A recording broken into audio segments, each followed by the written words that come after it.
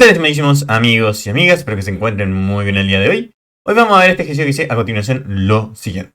Considere la función definida por f desde un conjunto A, que es subconjunto de los reales, hacia los reales definida por esta función de acá. Dice, determine el dominio recorrido y la paridad de la función.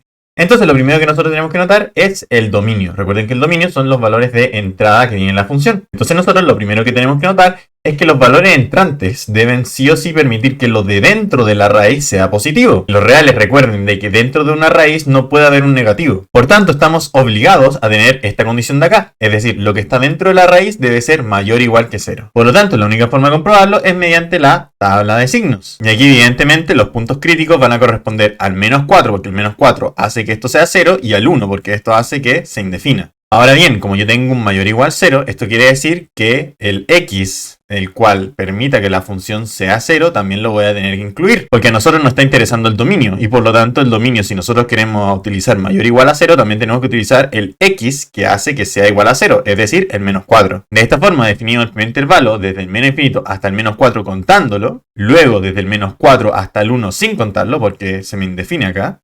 Y el último intervalo desde el 1 hasta el más infinito. Y luego colocamos lo que compone la función. X más 4, x menos 1 y la función en sí. Entonces lo que primero nosotros hacemos es utilizar un valor de este intervalo. Por ejemplo, menos 10. Menos 10 acá me da negativo. Menos 10 acá también me da negativo. Y por lo tanto, si multiplico estas dos cosas, me da positivo. Luego el siguiente intervalo. Si yo, por ejemplo, reemplazo por un 0, aquí tendría positivo. Aquí tendría negativo. Y por lo tanto, esa multiplicación me da negativo. Y luego acá, si yo, por ejemplo, reemplazo con un 10, aquí me queda positivo. Aquí también positivo. Y por lo tanto, me queda positivo. Y de esta manera, como lo que está dentro de la raíz nos exige que sea positivo, mayor o igual a 0, por lo tanto, el dominio solamente va a incluir el primer intervalo y el tercer intervalo. Es decir, de menos infinito a menos 4 unido hasta el 1 y más infinito contando el menos 4. Porque recuerden de que lo que está dentro de una raíz igual puede ser 0. Por lo tanto, tenemos que incluir el 0 de la función. Entonces luego nos solicitan el recorrido. Recuerden que si por ejemplo nosotros tenemos una función que es una raíz de algo, siempre la raíz de algo nos va a retornar un número positivo. Por lo tanto, a primera vista, en la función, su recorrido serían todos los reales positivos. Sin embargo, igual la función se puede definir para un valor de y positivo. Por lo tanto, lo que nosotros tenemos que hacer es, al igual que los ejercicios anteriores, despejar el x. De esta manera, nosotros planteamos la ecuación con el y, elevamos al cuadrado ambos miembros, luego pasamos el denominador para la izquierda, nos queda esto de acá. Tiramos todo lo que corresponde al x a la izquierda y lo que no es x a la derecha, nos queda esto de acá. Factorizamos lo que está a la izquierda, esto de aquí. Luego despejamos el x, esto lo pasamos dividiendo para allá, nos queda esto de acá. Y finalmente esto lo podemos notar como una suma por su diferencia, es decir, esto de acá. De esta manera podemos notar de que los valores para los cuales se nos indefine y corresponde al 1 y al menos 1. Pero como nosotros antes habíamos notado de que la función va a tomar reales positivos, solamente nos interesa de que la función en los reales positivos no va a tomar el 1. Por lo tanto, el recorrido va a contar desde el 0 contándolo hasta el 1 sin contarlo, unido hasta el 1 hasta el más infinito. Vemos de que aquí en teoría son todos los reales positivos sin el 1, porque al final el 1 se está definiendo por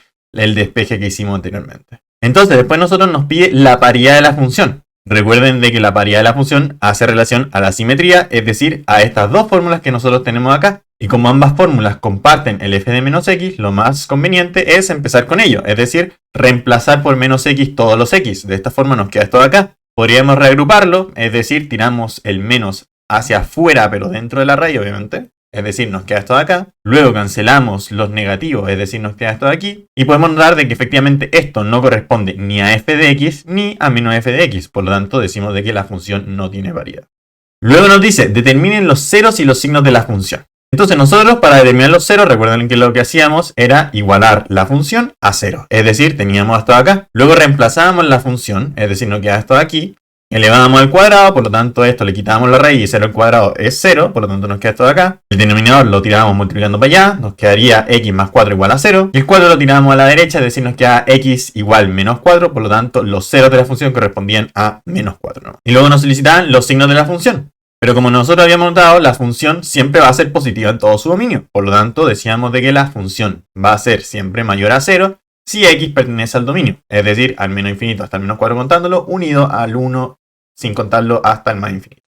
Entonces fijémonos que después dice determine el gráfico de la función. Por lo tanto, lo que nosotros primero realizamos es colocar el eje y y el eje x de la función. Luego nos fijamos en el dominio. El dominio viene desde el menos infinito hasta el menos 4 contándolo. Por lo tanto, nosotros colocamos un muro con x igual menos 4 sólido porque al final lo puede tocar la función. Y luego dice unido hasta 1 sin contarlo. Por lo tanto, vamos a tener una asíntota en x igual a 1. Y lo colocamos en puntitos porque no lo puede tocar la función. Y este dominio va a ser desde el 1 hasta el más infinito. Por lo tanto, solamente tenemos esas dos asíntotas acá. Recuerden que la función no va a tomar ningún valor entre menos 4 y 1 porque al final el dominio no está definido en ese intervalo. Y luego nos encargamos del recorrido. El recorrido dice que va a partir desde el 0 contándolo. Por lo tanto, colocamos un muro sólido en i igual 0. Y después dice que va desde el 0 hasta el 1 sin contarlo. Y después parte después del 1 hasta el más infinito, pero el 1, si se dan cuenta, no lo toca. Por lo tanto, nosotros colocamos una asíntota en i igual 1 sin tocarlo, es decir, un muro con puntitos. Y ya finalmente colocamos el 0. El 0 de la función corresponde a menos 4, por lo tanto colocamos el punto equivalente a menos 4,0 que corresponde aquí.